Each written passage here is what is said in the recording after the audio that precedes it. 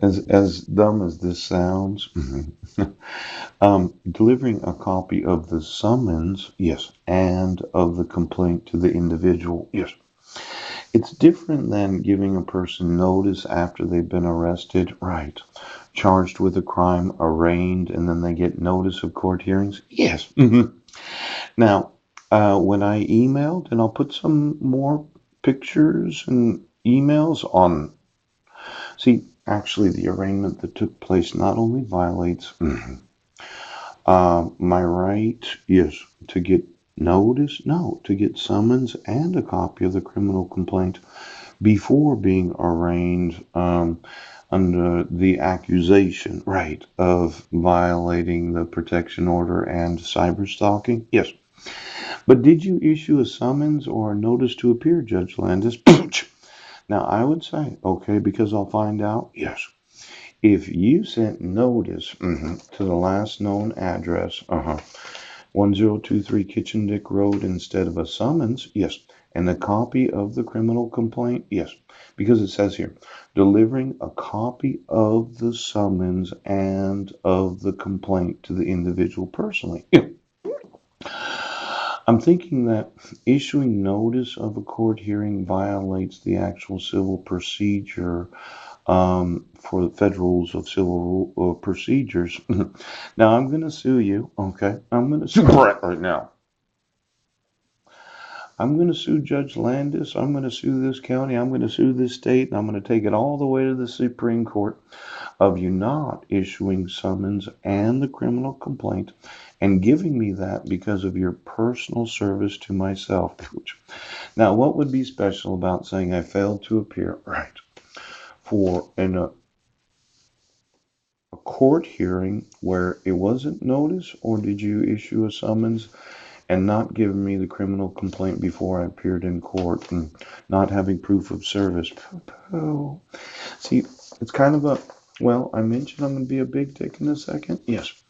Let's say you, the individual, any citizen of the United States, right? Prosecuting attorney, yes, accuses you of a 2-count criminal complaint, yes.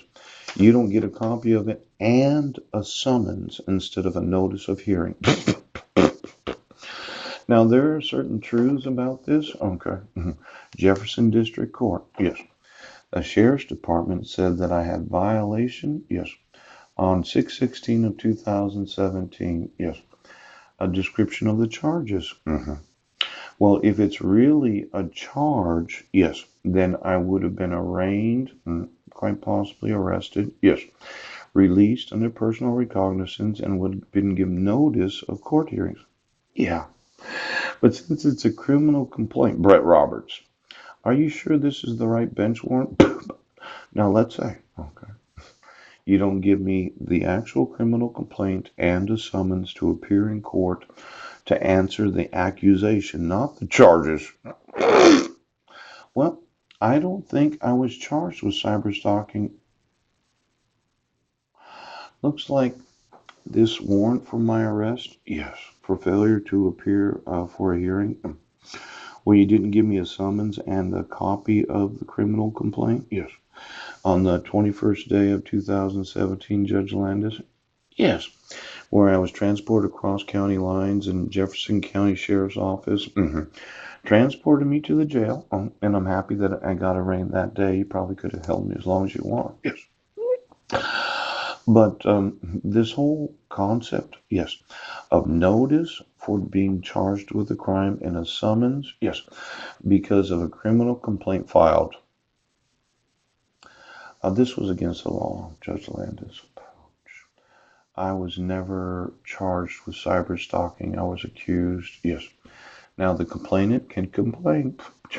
Says I did this on June 16th of 2017. Yeah. I was in Port Angeles, Washington.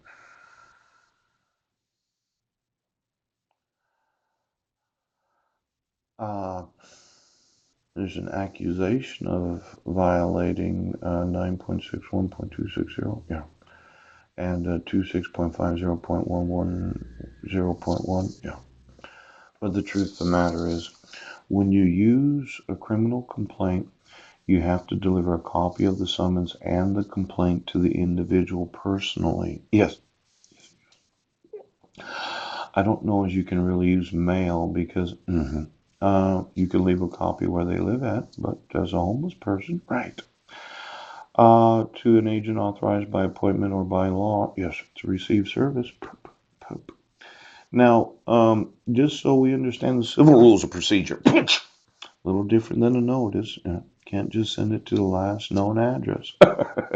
Seems like summons, they kind of have a greater amount of weight when law enforcement's not involved.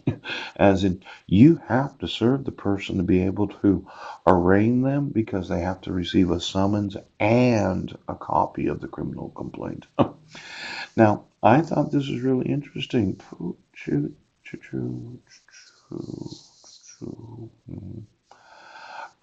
Delivering a copy of the summons and the complaint to its chief executive officer, state or local government, yeah.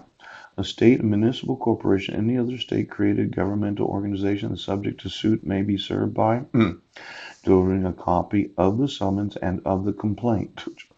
Now you're saying there's a, well, let's say you're one of these executives in any state of the United States. I could serve you a summons, yes, and then serve you the criminal complaint that you're refusing to enforce civil rights of American citizens. Now, this was interesting. I got to reading the Snohomish County court rules. Yes. Did my wife have a background check done on me? Yes, prior to presenting a permanent parenting plan to the court for entry. Now, it should have said that I had no arrest record. Yes, because my record was expunged. Now, it's kind of interesting. This parenting plan shall submit a completed background check form to the Snohomish County Superior Court Family Law Programs Office. Yeah. No less than 5 days prior to the date of the presentation of the final parenting plan. Now, just so I know, Judge Rohr, yes. Are the rules in Clallam County so much different? Yes. That when it says my record's expunged, this should be 14 days prior to proposed date of permanent parenting plan. Yeah. I have a little sign here. Yeah. Petitioner and response declarations of income in the application. Our response regarding child support shall be by motion. Now, what they say is 2 years of federal income tax returns, which shall include copies of all W-2 forms, 1099s, and so on and so forth. You know, I provided the actual history of my income. And I know that you probably obligated Heidi to present our tax returns from 2010 and 2011. Yes. But we had absolutely no income at all. Now, she did sign the tax return when we lived on Guam. We got our refund. Yes. That's what we were using to live on when we lived at the Guam Airport Hotel. Yes. But I just wanted to know, how did you make a determination of child support? Now, I would say in Snohomish County, yes, that if you did not actually get the 2010 and 2011 tax returns, yes, that showed that we had no income, yeah. If you set the child support at an amount greater than no income, yes, as in more than $50 a child, I'm going to sue this state and every state in the United States. Now, it's a sign here. Yes. Seemed like my wife could get you to do anything she wanted without me having notice of court hearings. Now, as much as we dislike these whole lawsuits, I'm going to sue the fucking shit out of you. Okay. Because, well, I happen to know what my actual income was. Yes. Either a copy of the most current pay stub and year-to-date information. All pay stubs for the prior 6 months. Yes. Now, how can you decide child support without any of that? Now, you could have asked me if you'd give me notice of court hearings.